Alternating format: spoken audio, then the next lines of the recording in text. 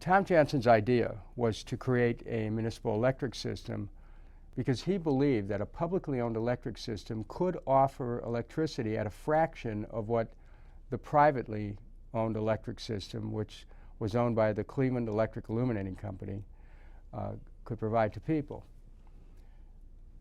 But when he went to form this publicly owned electric system, the Cleveland Municipal Electric Light, the private interests went to work right away.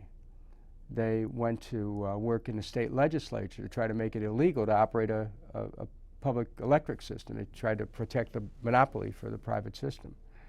They tried to bribe the Cleveland City Council to thwart an effort to create a public electric system. Tom Johnson understood that monopolies are able to basically name their price for a product, whether it's transportation or electricity or telephones, and to get their price. So when he was fighting for an electric system, he took the experience that he had in bringing a 3-cent fare to the streetcars. He understood. He was a monopolist. And he didn't come into public life as some kind of a great advocate of the poor.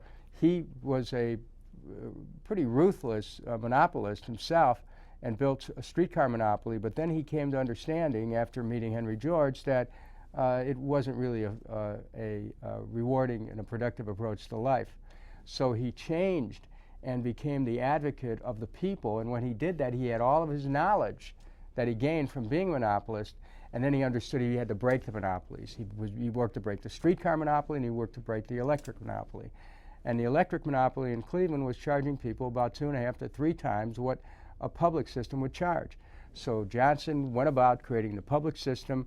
He had opposition in the city council and the state legislature and even the Ohio Supreme Court. But through a period of time, he broke down that opposition. But still, the system was not created until his predecessor took office. It was actually went into effect under Newton D. Baker, but it was Tom Johnson who laid the groundwork by bringing in a philosophy of breaking up the monopolies and of providing, looking at electricity and transportation as public services that should be provided to the people.